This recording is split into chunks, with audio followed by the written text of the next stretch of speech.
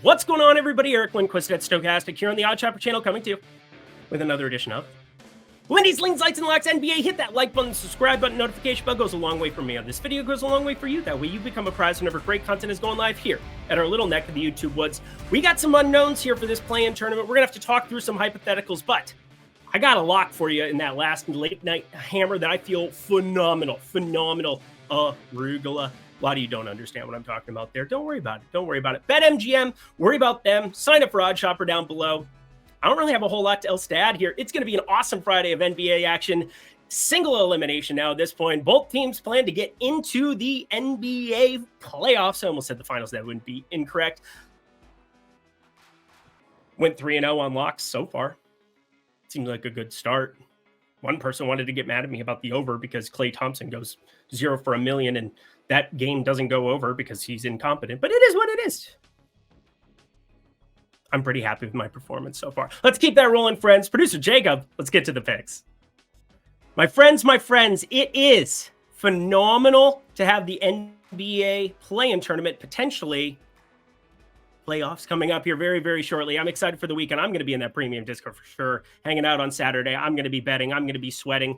Hopefully not sweating too much because, I want to win these things easier than what it's been in the past year. Also, my sheet just shut down on me. That's a good start. But you know what? Didn't 3-0 in the lock department. I want to keep that going here. But our tour begins with Chicago at Miami.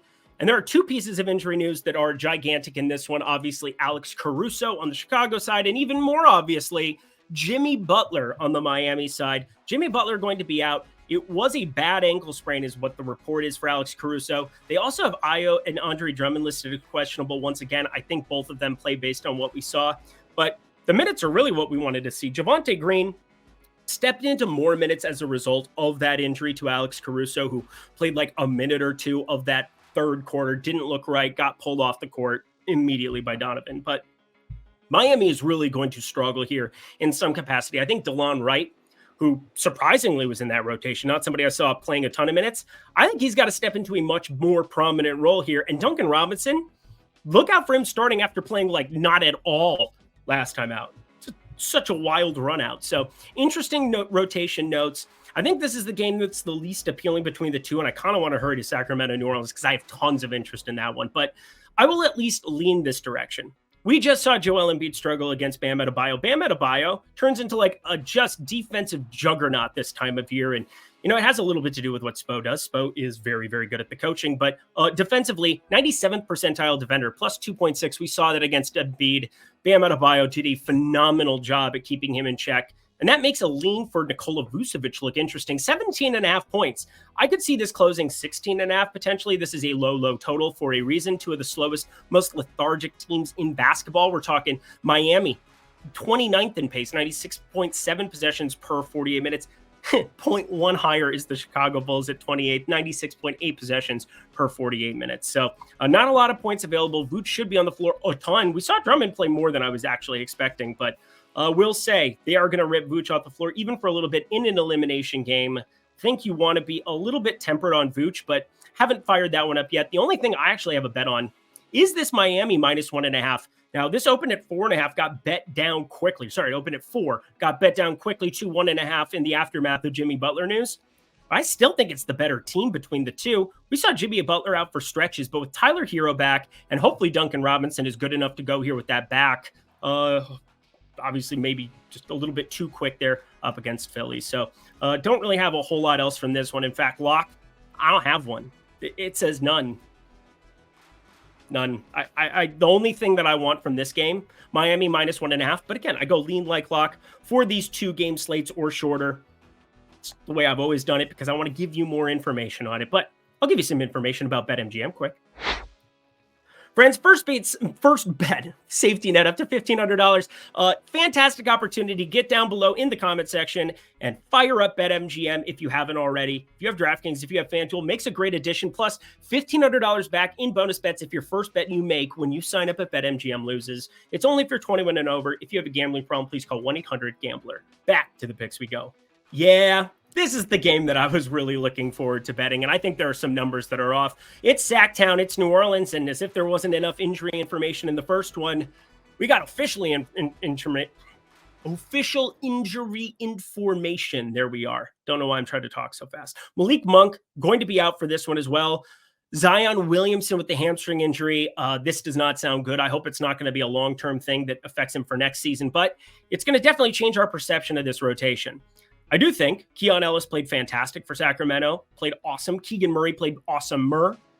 We'll get to him here in a quick second. That is for sure as well. But I want to start with Jose Alvarado in the lean category. Jose Alvarado, I think he takes a big minutes upgrade here in the aftermath. Now, Brandon Ingram, I don't think we can go out and project him for like 32, 33 minutes. I've got him at 30, pretty hard capped. Didn't seem like he was going to be able to play more against the Lakers there.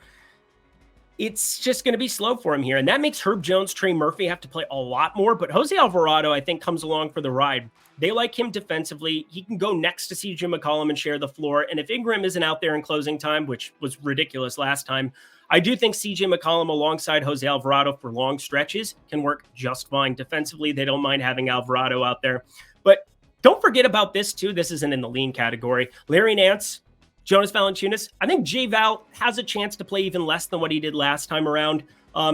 I know that he's going to get projected for more. I have him projected for slightly more purely because of the injury to Zion, but I want to at least be cautious because I've seen a lot of chatter about 23.5 PRA. He needs to go over. He's done it all the time without Zion there. I think this is one game to rule them all. Larry Nance is the guy that they've proven wants to be that dude out there for them. So pay attention to that, please, and thank you. But we're going to go lean. Jose Alvarado, 7.5 points. I like more for that. I think he plays 25, 26 minutes here on the low end. Actually, just the median end, actually. 22, 23 probably on the low end. 28, 29 on the high end. So that's going to be good enough for Alvarado with his usage without Zion out there, with a limited Brandon Ingram to go over for me. But the guy I really like here, and that's why he's in the light category, is Trey Murphy over 16.5 points. This is a super low number for a guy who's been around 15.5, 16.5 when you had Zion out there. With Zion not playing the 40, 42 minutes he potentially would have against the Lakers, without him on the floor here, Brandon Ingram is going to be down from that. He's going to be around 32. So that creates an opportunity for Trey Murphy to play almost 40 minutes in this spot. And this is a great shooter. Now, he has constantly been somebody I've highlighted, over 70% at the rim, around 40, just short of 40% from three. A really good shooter, but the usage has been down around 18.5%.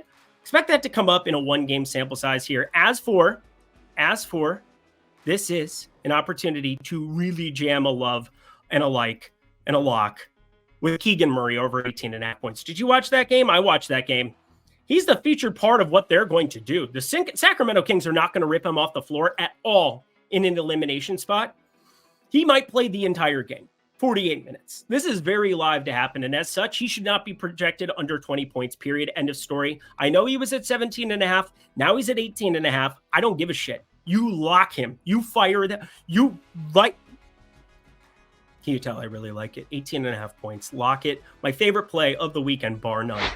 And that does it for another edition of Lindy's Leans, Likes, and Locks in the NBA streets, the play-in streets. We'll have the playoffs rocking here very shortly, friends. Hit that like button, subscribe button, notification bell. We're 3-0 with those locks. Let's make that 4-0 here. Mr. Keegan Murray, get that 20 ball for us. That would be awesome. Thank you, producer Jacob. Until next time, friends, I'm Eric Lindquist. Best of luck in the NBA streets on Friday.